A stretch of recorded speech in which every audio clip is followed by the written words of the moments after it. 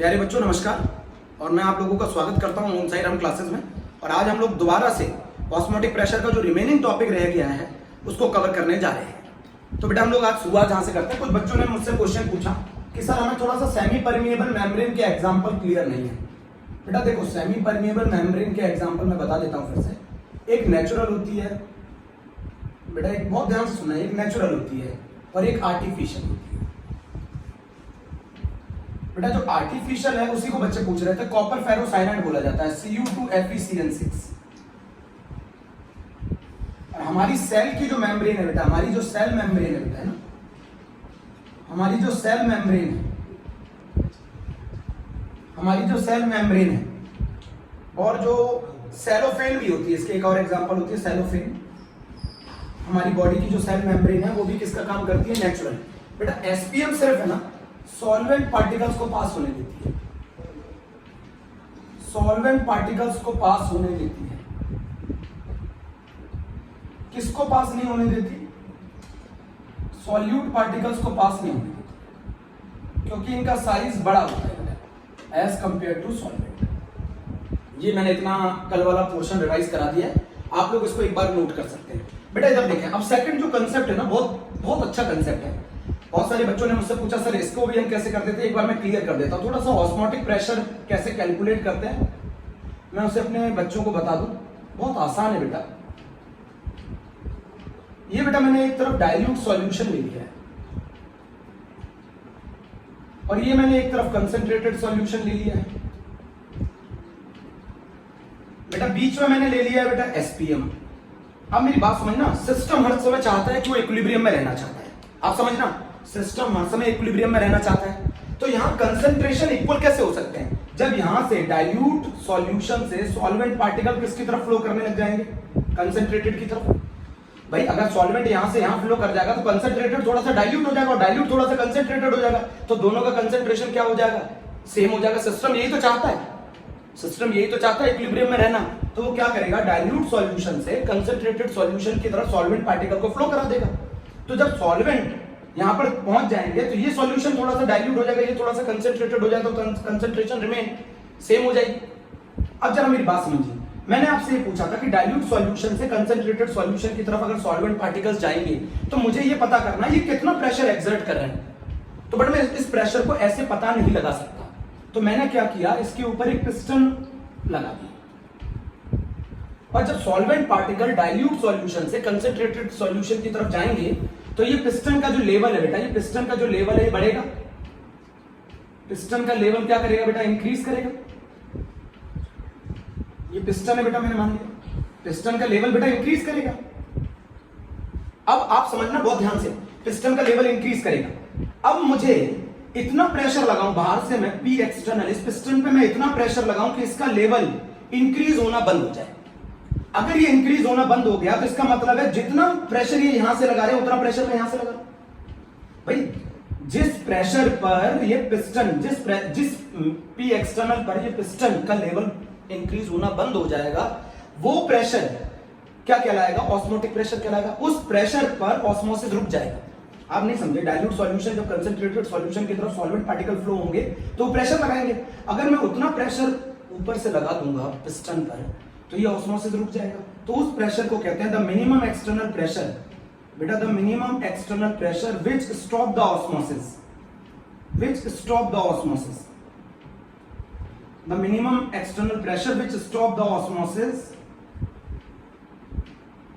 is known as osmotic pressure. The minimum external pressure, the minimum external pressure which stop the osmosis is known as osmotic pressure. एक तरीका तो ये है। दूसरा तरीका ये है कि मान लीजिए मैंने एक डाइल्यूट सॉल्यूशन ले लिया। बेटा मैंने एक डाइल्यूट सॉल्यूशन ले लिया और इसके अंदर मैंने एक कॉलम के फॉर्म में सॉल्यूशन को रख दिया है। ये भी मैंने कल आप लोगों को सिखाया था, फिर बच्चों ने पूछा था, थोड़ा सा उनको क्लियर नहीं था तो मैं उसके बेसिस पे बता दूं।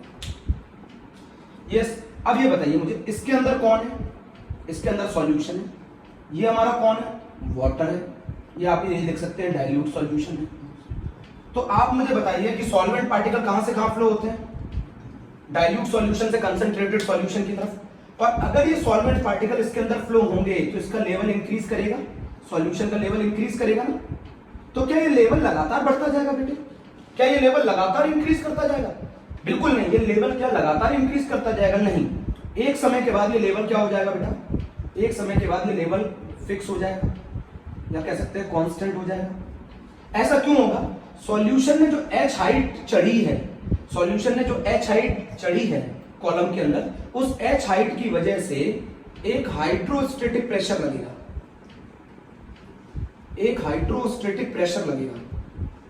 और वो हाइड्रोस्टेटिक प्रेशर इस एच हाइट की वजह से लगा, वो इन सॉल्वेंट पार्टिकल्स को यहां आने से रोकेगा, वो इन सॉल्वेंट पार्टिकल को यहां आने से रोकेगा।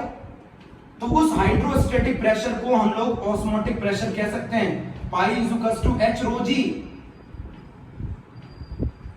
उस ऑस्मोटिक, उस हाइड्रोस्टेटिक प्रेशर को हम लोग, हाइड्रोस्टेटिक प्रेशर को उसको हम लोग ऑस्मोटिक प्रेशर कह सकते हैं, एच रो जी। आप इस चीज को नोट कर लीजिए, ये भी बेटा बहुत इंपॉर्टेंट है। अब हम लोग जो पढ़ने जा रहे हैं बेटा, हम जो पढ़ने जा रहे हैं, इतना पहले आप नोट कर लो, उसके बाद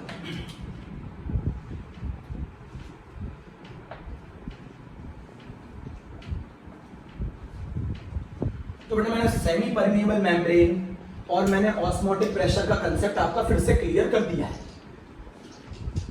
बेटा आज मैं जो पोर्शन पढ़ा रहा हूं वो बहुत बहुत इंपॉर्टेंट है, आप समझना पूरा एक एक कंसेप्ट।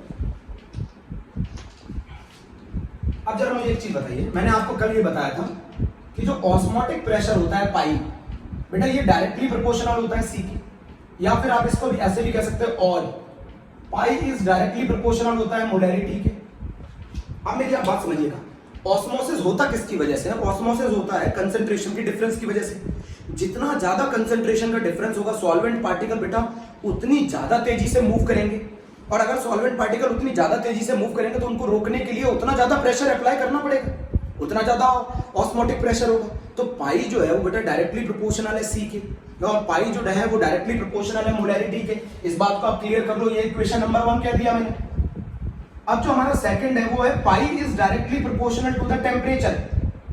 आप ये बताओ, टेम्परेचर बढ़ाओगे, अगर आप टेम्परेचर, एब्सोल्यूट टेम्परेचर बेटा केल्विन में लेना होता है, टेम्परेचर अगर आप बढ़ाओगे तो काइनेटिक एनर्जी बढ़ेगी, काइनेटिक एनर्जी बढ़ेगी तो सॉल्वेंट पार्टिकल और ज्यादा तेजी से मूव करेंगे, और सॉल्वेंट पार्टिकल को बेटा रोकने के लिए फिर उतना ज्यादा प्रेशर लगाना पड़ेगा ना। तो pi is directly proportional to the T. दोनों इक्वेशनों को कंबाइन कर दो बेटा, तो pi is proportional to the C T. अब ये प्रोपोर्शनलिटी का साइन हटाएंगे तो पाई बराबर आएगा सी एस टी। अब मैं इसको समझा देता हूं, C is called ideal solution constant, ideal solution constant. बेटा इस एस की जो वैल्यू होती है वो आर के बराबर होती है, आपके आइडियल गैस कांस्टेंट की, यूनिवर्सल गैस कांस्टेंट की आर के बराबर होती है। तो इसकी जगह मैं आर पुट कर दूं तो बेटा मैंने पाई इज इक्वल्स टू, वो तो डायरेक्ट फार्मूला लिख दिया था मैंने, pi is equals to CRT, pi is equals to CRT. अब इसी चीज को मैं pi is equals to CRT लिख दिया। अब मैं आर की वैल्यू बता दूं बेटा आपको, आर की वैल्यू होती है 0.0821 लीटर एटीएम पर मोल पर केल्विन। एक एक कंसेप्ट क्लियर कर लेना बेटा आप लोग, है ना। आर की वैल्यू होती है 0.0821 लीटर एटीएम पर मोल पर केल्विन। इसका मतलब है जो वॉल्यूम होगा उसको आपको लेना पड़ेगा लीटर में, आपको जो प्रेशर होगा उसको आपको लेना पड़ेगा एटीएम में, आपको जो टेम्परेचर होगा उसको लेना पड़ेगा आपको केल्विन। ये इस चीज के हिसाब से है। तो अगर मैं वॉल्यूम आपको एमएल में दे दूं तो कन्वर्ट इनटू लीटर, अगर मैं प्रेशर आपको एमएम में दे दूं या टॉर में दे दूं तो कन्वर्ट इनटू एटीएम, और अगर टेम्परेचर आपको केल्विन में लेना है। अब मेरी एक चीज और लिख दीजिएगा, 1 एटीएम बराबर बेटा 1 एटीएम बराबर 760 mm ऑफ Hg। ये चीज आप लोग नोट कर लीजिएगा, 1 एटीएम बराबर 1.013 बार, 1 एटीएम बराबर 1.013 इंटू 10 की पावर 5 पास्कल। ये आप रिलेशन लिख लीजिएगा। अगर आपको एमएम को एटीएम में कन्वर्ट करना है, एमएम या टॉर को एटीएम में कन्वर्ट करना है, divide by 760, so it will be converted into ATM, so it will be converted into ATM. ATM में अगर आप कन्वर्ट करना चाहते हैं तो एमएम और टॉर को जो प्रेशर दे रखा है उसको 760 से डिवाइड कर दें। प्लीज बेटा इसको नोट करना है, फटाफट मैं आगे चलता हूं, प्लीज बच्चों आप नोट कर लें। बेटा मैंने बताया pi is directly proportional to the C, क्योंकि कंसंट्रेशन में जितना डिफरेंस होगा उतना ज्यादा तेजी से सॉल्वेंट पार्टिकल्स फ्लो करेंगे। और सॉल्वेंट पार्टिकल जितनी तेजी से फ्लो करेंगे उतना ज्यादा आपको प्रेशर लगाना पड़ेगा उनको रोकने के लिए। तो pi is directly proportional to the C. बेटा यहाँ सी जो होता है वो मोलैरिटी होता है, pi is directly proportional to the T, क्योंकि जितना ज्यादा टेंपरेचर बढ़ाएंगे काइनेटिक एनर्जी बढ़ेगी, काइनेटिक एनर्जी बढ़ेगी तो उनको रोकने के लिए सॉल्वेंट पार्टिकल को उतना ज्यादा प्रेशर आपको लगाना पड़ेगा। बेटा ऑस्मोटिक प्रेशर वो प्रेशर है ना जिस पर ऑस्मोसिस रुक जाए, तो pi is directly proportional to the CT. Proportionality constant बताया ऐसा है, इसको आइडियल सॉल्यूशन कांस्टेंट कहते हैं। इसकी वैल्यू किसके बराबर होती है? आर के बराबर होती है। तो हमारा फार्मूला हो गया pi equals to CRT, R बराबर 0.0821। अगर आप इसकी वैल्यू बेटा बराबर होती है 1/12 के, सॉल्व करने में दिक्कत आती है तो इसलिए मैं 1/12 रख के सॉल्व करता हूं, नियरली इक्वल होती है 1/12 की। अगर आप आर की ये वैल्यू यूज कर रहे हैं तो वॉल्यूम लीटर में होना चाहिए, प्रेशर एटीएम में होना चाहिए, टेंपरेचर केल्विन में होना चाहिए। 1 एटीएम बराबर 760 mm ऑफ Hg होता है, 1 एटीएम बराबर 1.013 बार होता है, 1 एटीएम बराबर 1.013 into 10⁵ पास्कल होता है। और अगर मैं प्रेशर आपको mm और टॉर में दे दूं तो उसको 760 से डिवाइड कर दो, it will be converted into ATM. क्या बेटा हम लोग इतना नोट कर चुके हैं? चलिए, ये तो मैंने कल के टर्म में भी बताया था, थोड़ा सा क्लियर हो जाएगा आप लोगों को। मैंने दोबारा बता दिया है, यानी बच्चों मैंने दोबारा बता दिया आप लोगों को।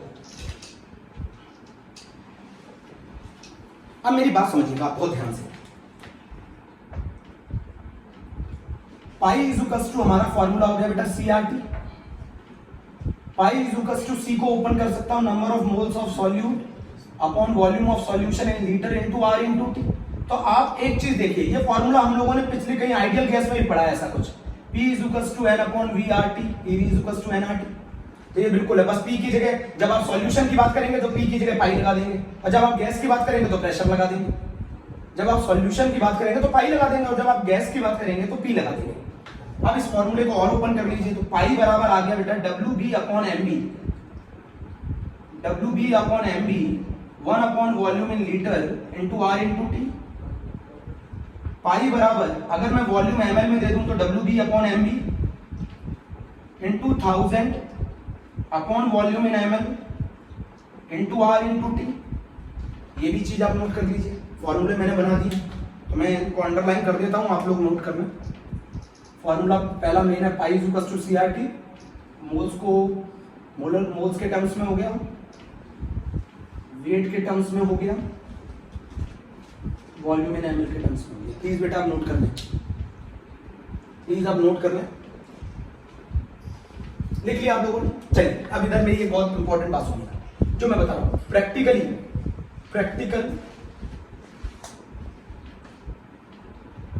प्रैक्टिकली आप सुना, ऑस्मोटिक प्रेशर को मेजर करने का जो तरीका होता है वो तरीका होता है Berkeley Hartley method. Please note करिए, प्लीज। प्रैक्टिकल तरीका जिससे हम ऑस्मोटिक प्रेशर को मेजर करते हैं उस मेथड का नाम है बर्कले हार्टले मेथड। प्रैक्टिकल तरीका जिससे हम ऑस्मोटिक प्रेशर को मेजर करते हैं उस मेथड का नाम है Berkeley Hartley method. Second, reverse osmosis बेटा एक नॉन स्पॉन्टेनियस फिनोमिनन है। मैंने बताया था रिवर्स ऑस्मोसिस क्या है, जब एक्सटर्नल प्रेशर आपके ऑस्मोटिक प्रेशर से ज्यादा हो जाए तो रिवर्स ऑस्मोसिस हो जाती है। बेटा डीसलाइनेशन ऑफ वाटर के लिए यूज होता है, ये भी क्वेश्चन ऐसे डायरेक्ट पूछा जाता है। डीसलाइनेशन ऑफ वाटर, सी वाटर से ड्रिंकिंग वाटर बनाने के लिए, सी वाटर से ड्रिंकिंग वाटर बनाने के लिए यूज किया जाता है।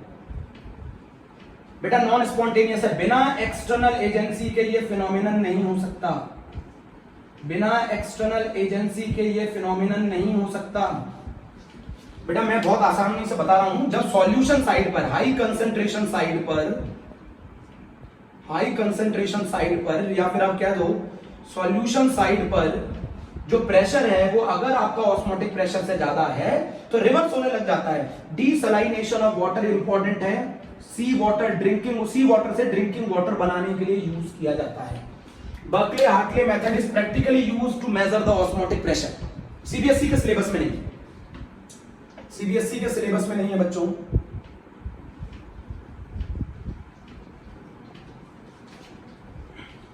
अब बेटा बहुत इंपॉर्टेंट क्वेश्चन, बहुत सबसे ज्यादा 4 टाइम्स सीबीएसई बोर्ड में क्वेश्चन पूछा गया है, तो मैं आपको बता दूं ये क्वेश्चन बहुत ज्यादा क्वेश्चन पूछा जाता है, तो आप इसको प्लीज सख्ती से सुनिएगा। लिख लीजिए पहली बात तो 4 times CBSE board, 4 times CBSE board एक क्वेश्चन है, प्लीज लिखिए 4 times CBSE बोर्ड। अब बेटा क्वेश्चन बहुत ध्यान से सुनिएगा। Osmotic pressure is the best colligative property. Osmotic pressure जो है वो बेस्ट कोलिगेटिव प्रॉपर्टी है to measure molar mass of macromolecule. Macromolecule जानते हैं, चाहे तो आप लिख सकते हैं पॉलीमर। पॉलीमर मतलब बहुत जाइंट मॉलिक्यूल जिसका मोलर मास बेटा बहुत ज्यादा होता है। Pi is best colligative property to measure the molar mass of macromolecules as compare to other colligative property जैसे एलिवेशन इन बॉइलिंग पॉइंट, जैसे depression in freezing point etcetera. तो other colligative properties के comparison में हमारा osmotic pressure कैसे best method है to measure the molar mass of macromolecules.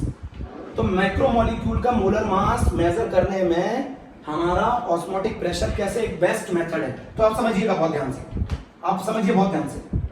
होता क्या है बेटा, सबसे पहली बात, जो ऑस्मोटिक प्रेशर है is measured at room temperature.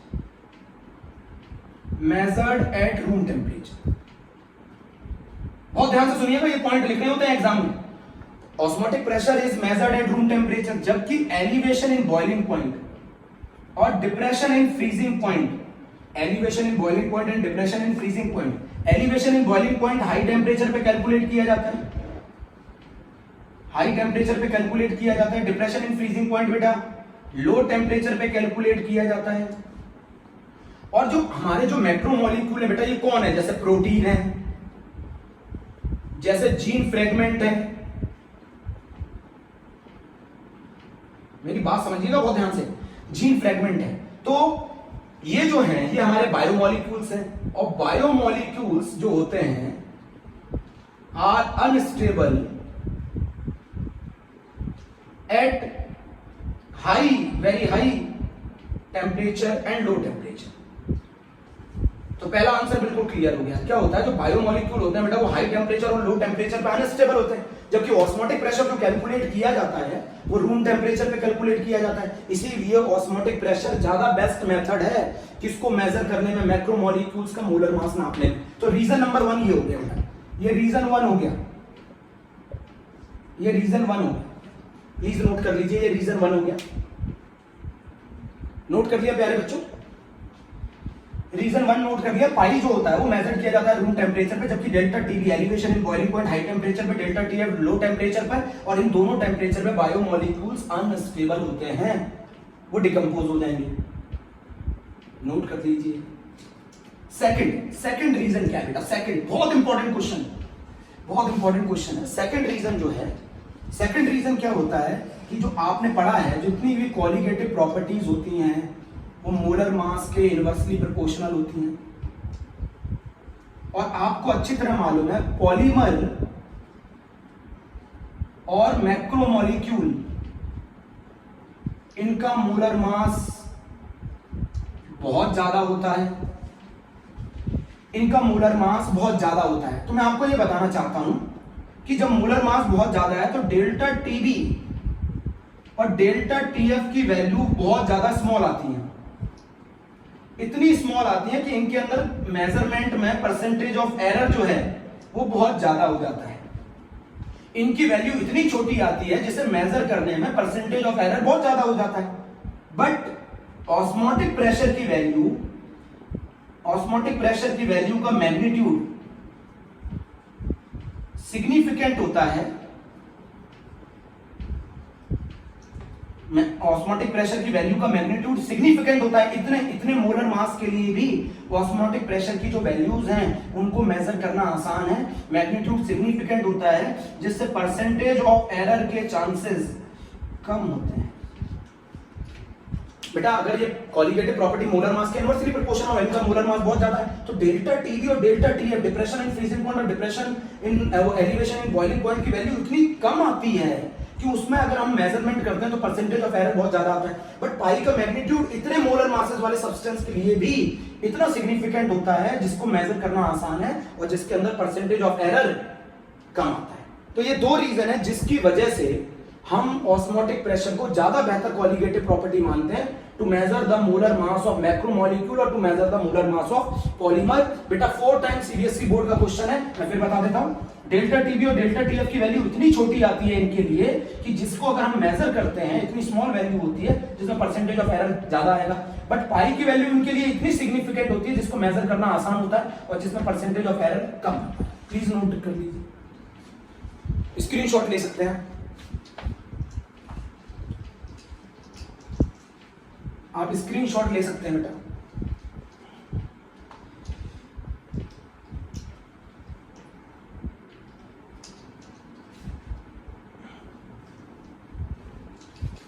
बेटा इधर सुनिए बहुत ध्यान से। अब मैं जो पढ़ाने जा रहा हूं टाइप्स ऑफ सॉल्यूशन है ना, टाइप्स ऑफ सॉल्यूशन पढ़ाने जा रहा हूं, बहुत ध्यान से समझिएगा, इसका भी बड़ा इंपॉर्टेंट कंसेप्ट है। 3 तरीके के सॉल्यूशन होते हैं, एक हाइपरटोनिक होता है, एक हाइपोटोनिक होता है और एक आइसोटोनिक होता है। बेटा आइसो वर्ड का मतलब होता है सेम, मेरे प्यारे बच्चों, आइसोटोनिक का आइसो का मतलब होता है सेम। अब मेरी बात समझिएगा, ये तीनों रिलेटिव टर्म है, किसी के रिस्पेक्ट में पढ़े जाते हैं, ये तीनों रिलेटिव हैं। अब जैसे फॉर एग्जांपल आप बोलेंगे कैसे, मैं आपको समझाता हूं। मान लीजिए ये एक सॉल्यूशन है, ये एक सॉल्यूशन है, इसको सॉल्यूशन 1 मान लीजिए, इसका ऑस्मोटिक प्रेशर पाई 1 है, ये एक सॉल्यूशन 2 है, ये एक सॉल्यूशन 2 है जिसका ऑस्मोटिक प्रेशर पाई 2 है। बेटा सुन लिया, एक सॉल्यूशन है जिसका ऑस्मोटिक प्रेशर पाई 1 है और दूसरा सॉल्यूशन है जिसका ऑस्मोटिक प्रेशर पाई 2 है। तो अगर पाई 1 ज्यादा है पाई 2 से, तो जो ज्यादा होता है ना, जिसका ऑस्मोटिक प्रेशर ज्यादा होता है ना, उसको हम हाइपरटोनिक कहते हैं। अब भाई ऑस्मोटिक प्रेशर ज्यादा है तो इसका मतलब कंसंट्रेशन ज्यादा है, और जिसका ऑस्मोटिक प्रेशर कम होता है उसको हम लोग हाइपोटोनिक बोलते हैं। बेटा मैं फिर बता दूं, ऑस्मोसिस के अंदर सॉल्यूट पार्टिकल्स फ्लो नहीं होते, ऑस्मोसिस के अंदर सॉल्यूट पार्टिकल्स फ्लो नहीं होते। जिसका ऑस्मोटिक प्रेशर ज्यादा है वो हाइपरटोनिक है, जिसका ऑस्मोटिक प्रेशर कम है वो हाइपोटोनिक है। और अगर दोनों सॉल्यूशन का ऑस्मोटिक प्रेशर बराबर आ जाए तो उस सॉल्यूशन को बोला जाता है आइसोटोनिक, उस सॉल्यूशन को बोला जाता है प्यारे बच्चों आइसोटोनिक। तो अगर दोनों सॉल्यूशन का ऑस्मोटिक प्रेशर बराबर आ जाए तो उसे आइसोटोनिक, और अगर एक जिसका ज्यादा है उसे हाइपर और जिसका कम है उसको हाइपोटोनिक। बेटा कम वाले को हाइपर, जिसका ज्यादा है उसको हाइपर।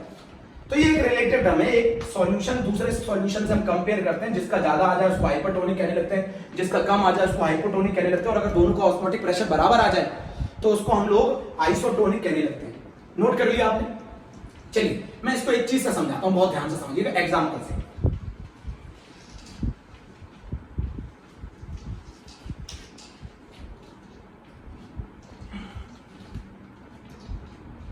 अगर हमारी ब्लड सेल्स, बहुत ध्यान से सुनिएगा, अगर हमारी ब्लड सेल्स को ऐसे सॉल्यूशन में रख दिया जाए जो इससे हाइपरटोनिक हो, जो इससे हाइपरटोनिक हो मतलब जिसका ऑस्मोटिक प्रेशर इससे ज्यादा हो, तो ऑस्मोटिक प्रेशर अगर इससे ज्यादा है, मान लो हमारे ब्लड सेल्स को एक ऐसे सॉल्यूशन में रख दिया गया जो हाइपरटोनिक है, तो उसका मतलब है उसका कंसंट्रेशन ज्यादा है ब्लड सेल से। तो ब्लड सेल से अगर कंसंट्रेशन ज्यादा है, ब्लड सेल से कंसंट्रेशन ज्यादा है, तो ब्लड सेल से सॉल्वेंट पार्टिकल इसकी तरफ फ्लो होने लग जाएंगे, low concentration to high concentration. तो उस केस में ब्लड सेल्स क्या कर जाएंगी? श्रिंक कर जाएंगी। मैं फिर बताता हूं, अगर ब्लड सेल्स को आपने एक ऐसे सॉल्यूशन में रख दिया है जो उसके कंपैरिजन में हाइपरटोनिक है, तो उस केस में ये श्रिंक कर जाएंगे, क्योंकि जो हाइपरटोनिक है उसका कंसंट्रेशन ज्यादा है, और अगर कंसंट्रेशन ज्यादा है तो ब्लड सेल से वाटर कहां फ्लो होने लगेगा? हाई कंसंट्रेशन की तरफ, जिसकी वजह से ब्लड सेल्स क्या कर जाएंगी? श्रिंक। अगर ब्लड सेल्स को मैंने ऐसे सॉल्यूशन में रख दिया जिसका कंसंट्रेशन ब्लड सेल से कम है, ऐसा सॉल्यूशन जिसका ब्लड सेल से कंसंट्रेशन कम है, तो इसका मतलब क्या हुआ? वो हाइपोटोनिक। और जिसका ब्लड सेल से कंसंट्रेशन ज्यादा है उसका मतलब क्या हुआ? वो हाइपरटोनिक। भाई ब्लड सेल्स का कंसेंट्रेशन जब सॉल्यूशन ज्यादा है तो इसका ऑस्मोटिक प्रेशर ज्यादा है, तो इसका मतलब है इस सॉल्यूशन को क्या कहेंगे हम लोग, हाइपोटोनिक। तो इस केस में जो सॉल्वेंट है वो ब्लड सेल्स के अंदर फ्लो करने लग जाएगा, तो ब्लड सेल्स क्या कर जाएंगी, स्वेल अप।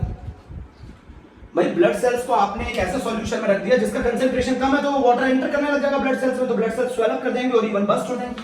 और अगर ब्लड सेल्स को आपने एक ऐसे सॉल्यूशन में रख दिया जिसका कंसेंट्रेशन ब्लड सेल्स से ज्यादा है, तो उस केस में ब्लड सेल्स क्या करने लग जाएंगे, श्रिंक करने लग जाएंगे। पर जब जो आपने देखा होगा जो हॉस्पिटल के अंदर जो बोतल लगाई जाती है हम लोगों को, या जो इंजेक्ट किए जाते हैं, उनके अंदर क्या होता है, हमारे ब्लड के सॉल्यूशन के जैसा आइसोटोनिक होता है 0.91% weight by volume NaCl solution.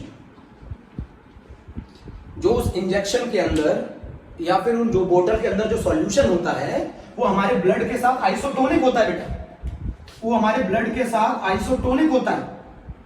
मेरी बात समझिए, हमारे ब्लड और उसका ऑस्मोटिक प्रेशर बराबर होता है, तो ना तो हमारी ब्लड सेल्स श्रिंक करती हैं ना स्वेल अप करती हैं। भाई अगर ब्लड सेल्स को आप ऐसे सॉल्यूशन में डाल दो जिसका ऑस्मोटिक प्रेशर ब्लड सेल्स से ज्यादा है, तो उस केस में ब्लड सेल्स श्रिंक कर जाएंगे। और अगर हम ब्लड सेल्स को ऐसे सॉल्यूशन में डाल देते हैं जिसका ऑस्मोटिक प्रेशर उससे कम है, तो उस केस में वो स्वेल अप कर जाएंगे। तो हमारा जो 0.91% वेट बाय वॉल्यूम NaCl का जो सॉल्यूशन है वो हमारी ब्लड सेल्स के साथ क्या होता है, आइसोटोनिक होता है। वो हमारी ब्लड सेल्स के साथ बेटा क्या होता है, आइसोटोनिक होता है। प्लीज आप इस चीज को लिख लीजिए। ब्लड सेल्स को अगर आप ऐसे सॉल्यूशन में डालते हैं जिसका कंसेंट्रेशन ज्यादा है, मतलब वो हाइपरटोनिक है ब्लड सेल्स के कंपैरिजन में। अगर ब्लड सेल्स को आप ऐसे सॉल्यूशन में डालते हैं जो उसके कंपैरिजन में हाइपोटोनिक है, तो उसमें वो स्वेल अप हो जाएंगी। बट ब्लड सेल्स के साथ 0.91% वेट बाय वॉल्यूम NaCl का सॉल्यूशन आइसोटोनिक होता है। दोनों का ऑस्मोटिक प्रेशर प्यारे बच्चों बराबर होता है। प्लीज इसको नोट कर लीजिए, प्लीज इसको नोट कर लीजिए। अब बेटा मैं थोड़ी सी बात और रह गई है, थोड़ी सी बात जल्दी से हम लोग इसको फिनिश कर देते हैं, फिर हम लोग न्यूमेरिकल करेंगे।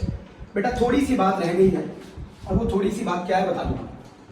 वो थोड़ी सी बात ये है कि अगर मैं आइसोटोनिक सॉल्यूशन ले लूं, तो आइसोटोनिक सॉल्यूशन क्या होता है बेटा, बोर्ड में बहुत डेफिनेशन पूछी जाती है, ऐसे सॉल्यूशन जिनका ऑस्मोटिक प्रेशर बराबर हो, π1 बराबर π2।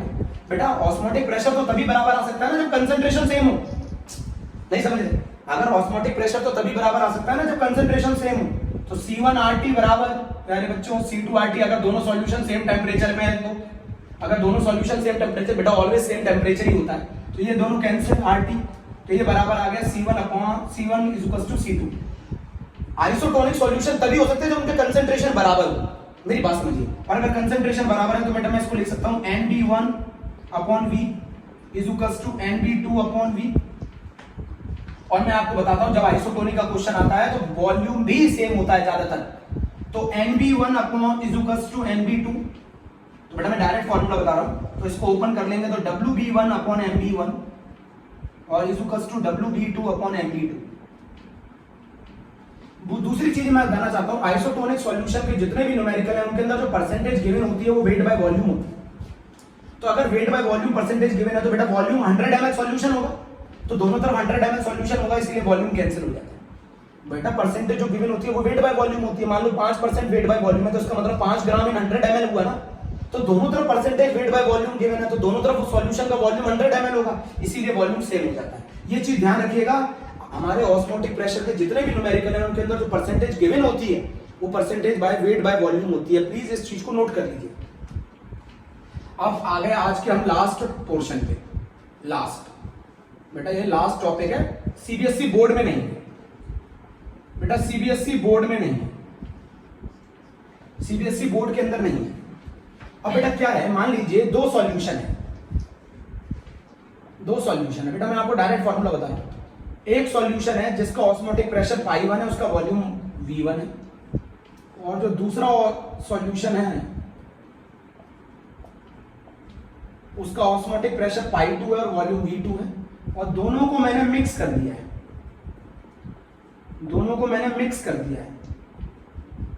बेटा एक सॉल्यूशन है जिसका ऑस्मोटिक प्रेशर π1 है, वॉल्यूम V1 है, दूसरा सॉल्यूशन है जिसका ऑस्मोटिक प्रेशर π2 है, वॉल्यूम V2 है। मैंने दोनों को मिक्स कर दिया, तो बताओ मुझे ऑस्मोटिक प्रेशर क्या होगा मिक्सचर का। तो ऑस्मोटिक प्रेशर का फॉर्मूला होगा π1 V1 π2 V2 divided by V1 plus.